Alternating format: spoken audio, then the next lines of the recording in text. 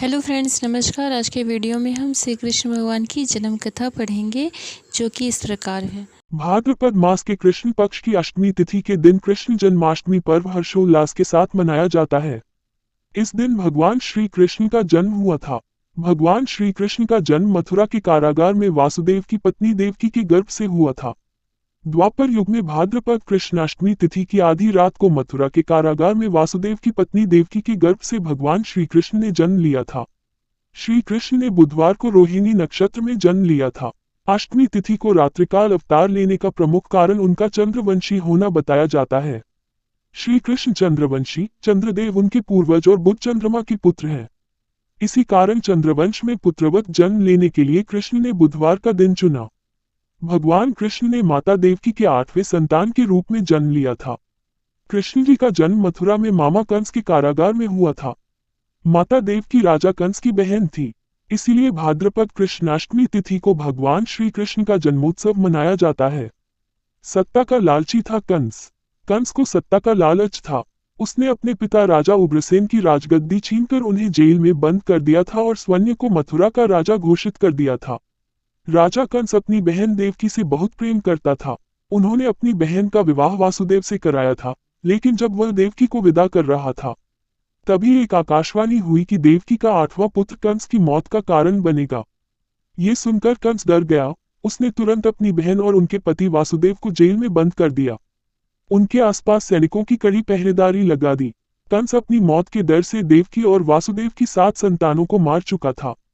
भगवान श्री कृष्ण जी का जन्म भाद्रपद मास कृष्ण पक्ष की अष्टमी तिथि को रोहिणी नक्षत्र दिन बुधवार की अंधेरी रात में भगवान कृष्ण ने देवकी के 8वें संतान के रूप में जन्म लिया। श्री कृष्ण के जन्म लेते ही कोठरी प्रकाशमय हो गया। तब तक आकाशवाणी हुई कि विष्णु जी ने कृष्ण जी के अवतार में देवकी के कोख में जन्म लिया है। उन्हें गोकुल में बाबा नंद के पास छोड़ आए और उनके घर एक कन्या जन्मी है, उसे मथुरा लाकर कंस को सौंप दे।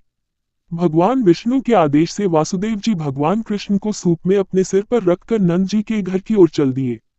भगवान विष्णु की माया से सभी पहरेदार सो गए। कारागार के दरवाजे खुल गए। कान्हा चले गोकुल धाम। आकाशवाणी सुनते ही वासुदेव के हाथों की हथकड़ी खुल गई। वासुदेव जी ने सूप में बाल गोपाल को रखकर सिर पर रख लिया और गोकुल की ओर चल पड़े। वासुदेव भगवान कृष्ण को लेकर नंद जी के यहाँ सकुशल पहुंच गए और वहां से उनकी नवजात कन्या को लेकर वापस आ गए। जब कंस को देवकी की 8वीं संतान के जन्म की सूचना मिली, वह तत्काल कारागार में आया और उस कन्या को छीनकर पृथ्वी पर पटकना चाहा, लेकिन वह कन्या उसके हाथ से निकलकर आसमान में चली गई। फिर कन्या ने कहा, हे मूर्ख कंस, तुझे मारने वाला जन्म ले चुका है और वह वृंदावन पहुंच गया है। वह कन्या कोई और नहीं, स्वयं योग माया थी। श्री कृष्ण ने राजा उग्रसेन को फिर सौंप दी मथुरा की राजगद्दी। बाबा नंद और उनकी पत्नी मां यशोदा ने कृष्ण जी का पालन पोषण किया।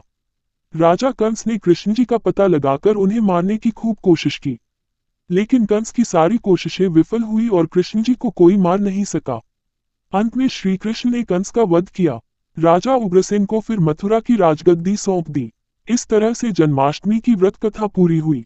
जन्माष्टमी का महत्व। भगवान श्री कृष्ण जन्माष्टमी के दिन व्रत रखने से संपूर्ण इच्छाओं की पूर्ति होती है।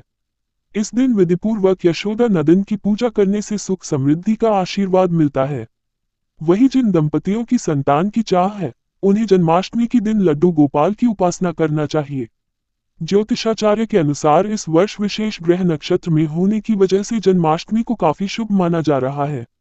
साधना करने के लिए श्री कृष्ण के भक्तों के लिए यह बहुत महत्वपूर्ण समय है। वैसे तो हर जन्माष्टमी शुभ होती है और श्री कृष्ण भक्तों के सारे दुख हर लेते हैं, लेकिन अगर आप विशेष काल और नक्षत्र में भजन कीर्तन के साथ श्री कृष्ण कथा और लीला अमृत का पाठ करते हैं तो इससे भगवान श्री कृष्ण प्रसन्न होंगे। ऐसे ही रोचक कहानियों के साथ आप सब जुड़े रहिए फ्रेंड्स। और महाभारत की कथाएं सुनना अच्छा लगता हो, भागवत कथाएं सुनना अच्छा लगता हो, रामायण की कथाएं सुनना अच्छा लगता हो, वेदों शास्त्रों की जानकारी प्राप्त करना अच्छा लगता हो, तीर्थ व्रत के बारे में कुछ भी जानना है, please like comment subscribe share it. Thank you friends. और फिर मिलेंगे अगली वीडियो में। तब तक के लिए नमस्कार। जय श्री कृष्णा। हैप्पी जन्माष्टमी।